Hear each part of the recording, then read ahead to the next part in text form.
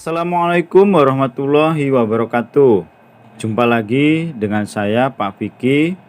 Pada kesempatan kali ini saya akan mencoba menjelaskan materi fikih kelas 3, yaitu tentang indahnya bulan Ramadan. Nah, terlebih dahulu ini adalah kompetensi dasar yang akan kita capai. Kemudian selanjutnya ini adalah indikator pencapaian kompetensi. Jadi peserta didik diharapkan mampu menerima keutamaan bulan Ramadan. Kemudian sampai yang terakhir itu menceritakan keutamaan-keutamaan bulan Ramadan. Baik, langsung saja kita ke pembahasannya. Keutamaan bulan Ramadan. Yang pertama, bulan diturunkannya Al-Quran. Ramadan merupakan syahrul Quran atau bulan Al-Quran. Diturunkannya Al-Quran pada bulan Ramadan menjadi bukti nyata atas kemuliaan dan keutamaan bulan Ramadan. Allah Subhanahu wa Ta'ala berfirman, yang artinya bulan Ramadan adalah bulan yang di dalamnya diturunkan Al-Quran sebagai petunjuk bagi manusia dan penjelasan-penjelasan petunjuk tersebut dan pembeda antara yang benar dan yang batil. Quran Surah Al-Baqarah ayat 185. Keutamaan bulan Ramadan yang kedua yaitu perintah untuk berpuasa. Allah Subhanahu wa Ta'ala mewajibkan umat Islam untuk berpuasa selama 1 bulan di dalam bulan Ramadan. Kewajiban berpuasa tidak ada pada bulan lainnya. Allah Subhanahu wa Ta'ala berfirman, yang artinya, wahai orang-orang yang beriman, diwajibkan atas kamu berpuasa sebagaimana diwajibkan atas orang-orang sebelum kamu agar kamu bertakwa. Quran Surah Al-Baqarah ayat 183. Yang ketiga, perintah untuk berzakat. Zakat menurut istilah berarti mengeluarkan sebagian harta yang dimiliki untuk diberikan kepada orang yang berhak menerimanya. Zakat yang wajib dikeluarkan di bulan Ramadan adalah zakat fitrah, berupa makanan pokok di suatu negara. Di Indonesia, umat Islam mengeluarkan zakat fitrah berupa beras. Hukum zakat fitrah adalah fardhu ain, yaitu kewajiban perorangan yang wajib dilakukan oleh seorang muslim dan tidak dapat diwakilkan. Zakat fitrah diberikan kepada fakir, miskin, dan orang yang berhak menerimanya. Dengan kewajiban berzakat, maka akan tertanam sikap peduli antar sesama untuk saling membantu. Yang keempat, bulan penuh keberkahan. Bulan ini disebut juga dengan bulan Syahrul Mubarak. Hal ini adalah berdasarkan pada dalil hadis Nabi Rasulullah SAW yang artinya, sungguh telah datang kepada kalian bulan yang penuh berkah. Pada bulan ini diwajibkan puasa kepada kalian. Hadis riwayat Ahmad, An-Nasai, dan Al-Baihaqi.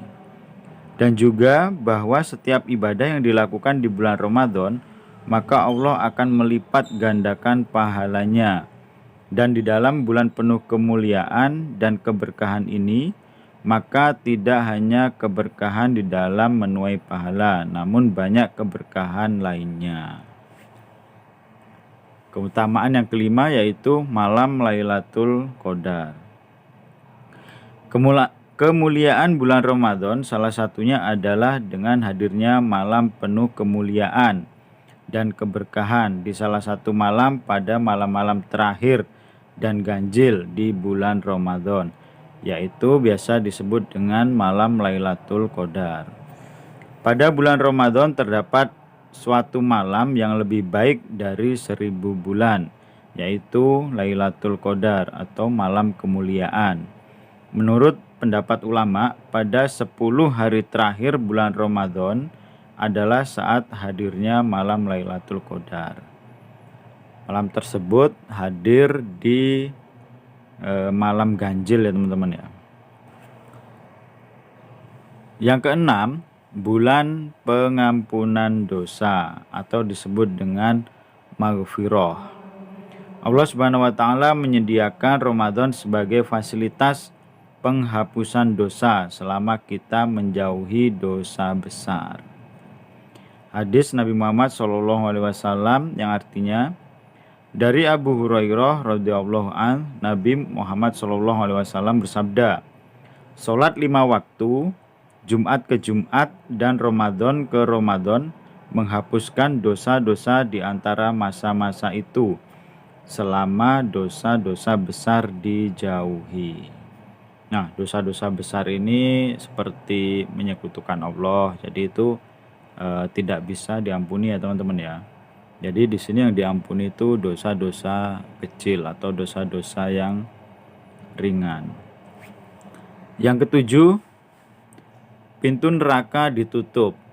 Nah, di sini yang dibuka itu hanya pintu surga. Keberkahan kemuliaan di dalam bulan Ramadan adalah bahwa pintu-pintu surga itu terbuka dan pintu-pintu neraka tertutup serta syaitan-syaitan diikat. Dengan demikian Allah Subhanahu wa taala telah memberi kesempatan kepada hambanya untuk masuk surga dengan ibadah dan amal soleh yang mereka perbuat pada bulan Ramadan. Nah, itu 7 keutamaan bulan Ramadan.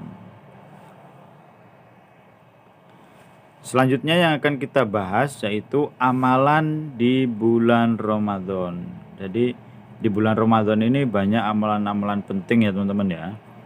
Nah, di sini salah satunya yaitu melaksanakan sholat taraweh dan sholat witir.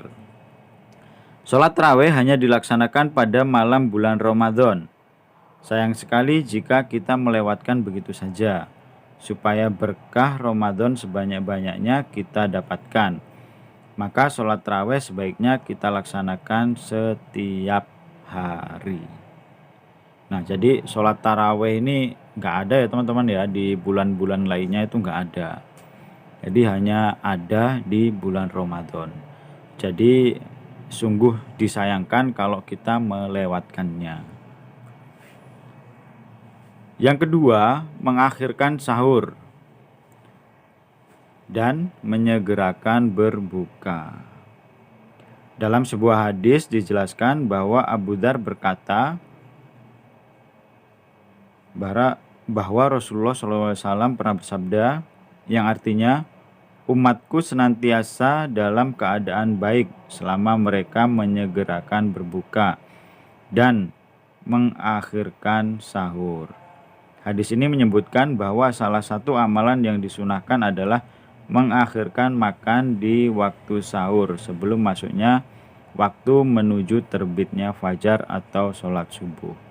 Jadi maksudnya seperti ini ya teman-teman ya, menyegerakan berbuka dan mengakhirkan sahur. Jadi begitu adzan maghrib tiba, nah kita segera berbuka puasa.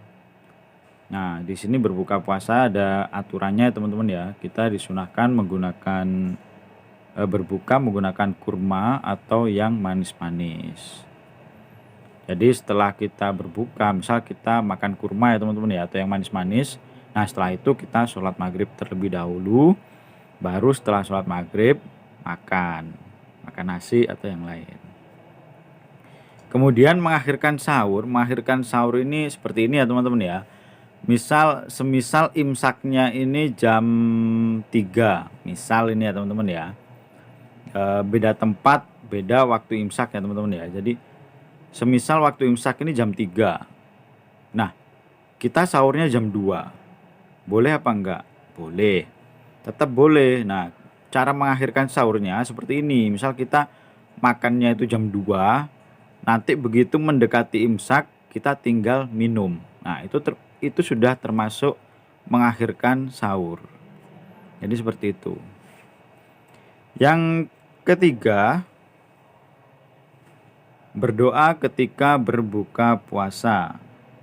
Nah, ini mungkin dari kita, dari teman-teman sudah hafal ya dengan doa berbuka puasa. Dengan doa yang dituntunkan untuk menunjukkan rasa syukur kepada Allah Subhanahu wa taala. Yaitu doanya kan seperti ini ya, Allahumma lakasumtu wa bika amantu wa ala rizqika aftartu birahmatika ya arhamar rahimin. Kita juga bisa menggunakan kalau misal kita tidak hafal dengan lafal Arabnya, kita bisa menggunakan bahasa Indonesia boleh. Yang penting semuanya itu niat. Yang keempat, membaca dan mempelajari Al-Qur'an atau biasa kita sebut dengan istilah tadarus Al-Qur'an. Kita diperintahkan untuk membaca dan menghatamkan Al-Quran pada bulan Ramadan, sekaligus mempelajarinya. Nah, ini sedikit saran ya teman-teman ya. Jadi supaya kita gampang menghatamkan Al-Quran. Nah, terkadang kan kita puasa itu 1 bulan kan 30 hari. Nah, kita baca saja Al-Quran 1 hari itu 1 juz. Jadi 1 hari 1 juz, otomatis 1 bulan itu kita sudah khatam. Nah, ini hanya saran saja. Baik, selanjutnya amalan di bulan Ramadan yang kelima yaitu itikaf di masjid. Itikaf itu mendekatkan diri kepada Allah dengan cara berdiam diri di dalam masjid, terutama pada 10 hari terakhir bulan Ramadan. Nah, jadi itikaf ini kita berdiam diri di masjid. Namun yang kita lakukan terkadang itu kita gunakan untuk zikir atau membaca Al-Qur'an atau berdoa. Jadi itu disebut dengan itikaf. Selanjutnya yang keenam yaitu memperbanyak sedekah. Sedekah ini jenisnya banyak ya teman-teman ya. Contoh saja menyediakan makanan berbuka untuk orang-orang yang berpuasa. Nah, ini juga bisa dijadikan sedekah. Biasanya kan kita sering ya melihat orang-orang di jalan ya teman-teman ya. Orang-orang di jalan membagi-bagikan takjil. Nah, itu juga termasuk sedekah karena mereka ingin mencari pahala sedekah di bulan Ramadan. Salah satu hadis Nabi yang artinya siapa yang memberi makan orang yang berpuasa, maka baginya pahala seperti orang yang berpuasa tersebut, tanpa mengurangi pahala orang yang berpuasa itu sedikit pun juga. Nah, jadi pahalanya sama ya teman-teman ya. Baik, itu saja teman-teman ya materi keutamaan di bulan Ramadan dan juga amalan-amalan di bulan Ramadan. Baik teman-teman, apabila ada salah kata dalam menjelaskan, saya mohon maaf yang sebesar-besarnya. Jangan lupa belajar, tetap semangat. Akhir kata, assalamualaikum warahmatullahi wabarakatuh. Terima kasih.